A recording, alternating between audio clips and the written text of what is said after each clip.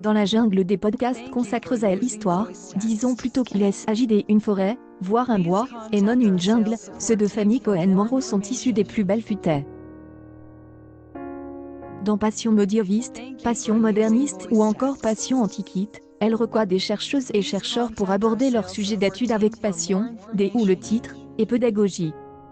Mais c'est sans doute dans le podcast Superjoute Royal que son ton et sa spécificité se font le mieux entendre. Elle y fait affronter, assistie de deux intervenants, les rois des un cycle pour en choisir le meilleur. C'est le format qu'on me réclame le plus, et celui sur lequel j'y ai le plus de retours, reconnaît-elle sans peine.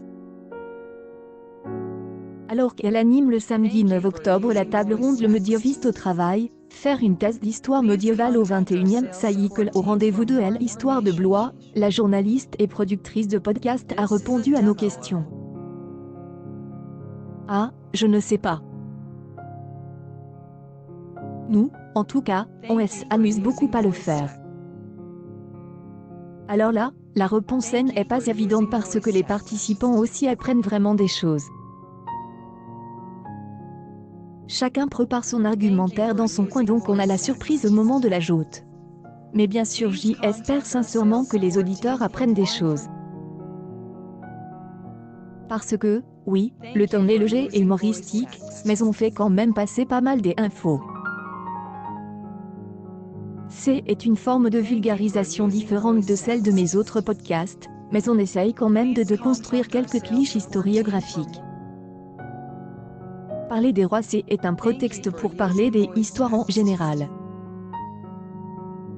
Par exemple, quand on dit que Philippe le Bel a fait arrêter les Templiers parce qu'il intérêt et qu'il avait besoin de science après que sa réforme monétaire a échoué, en parlant de la succession, de la façon dont les règnes se sont enchaînés, on démontre aussi quelque chose sur la loi salique.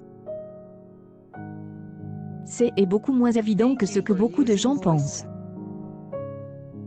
Par exemple, quand on explique comment François Ier est devenu roi de France, on mesure la part de chance et de hasard.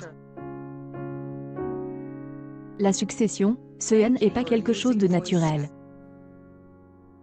Bien souvent les enjeux de pouvoir se resumant à savoir qui a le plus de potes et d'argent. Tout historien a ses merottes. La période qu'un historien a choisi d'étudier en dit beaucoup sur lui, sur son caractère. Alors oui, on est un peu des supporters, on a une mauvaise foi assumée. De toute façon, quand on parle des histoires des rois de France, ce n'est pas possible d'être complètement objectif. Pour ce podcast, on accentue ça. On soutient notre roi comme un supporter soutient son équipe. Même si elle est nulle, oui, mais avec les codes de la pop culture. On fait le match entre Pépin le Bref et Charlemagne contre si on arbitrait un combat entre Sangoku et Vegeta. Souvent, avant ou après l'enregistrement du podcast Passion médiéviste, on se retrouvait à discuter au bar, et à bolosser les rois de France pour se détendre. Tout naturellement j'y ai fini par me dire on devrait enregistrer ça, le casting n'est pas compliqué parce que je prends mes amis. Le montage est aussi plus rapide. Pas mal, rire. C'est le podcast qui a le plus de retours positifs, mais c'est aussi le format où j'y ai le plus de critiques.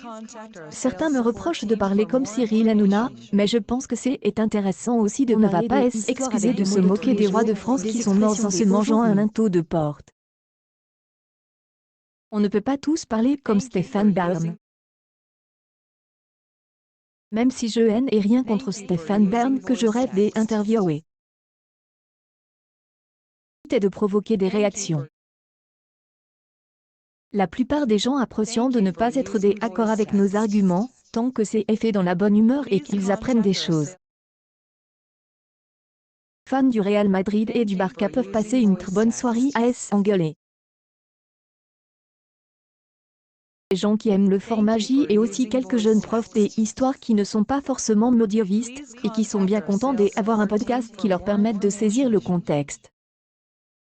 J est une très grande cible. Il faut que mes podcasts puissent intéresser mon cousin de 15 ans, et ma grand-mère de 86 ans qui n'a pas le brevet. Oui, on nous accuse d'avoir ourdi un complot contre lui mais factuellement il a raté plein de choses.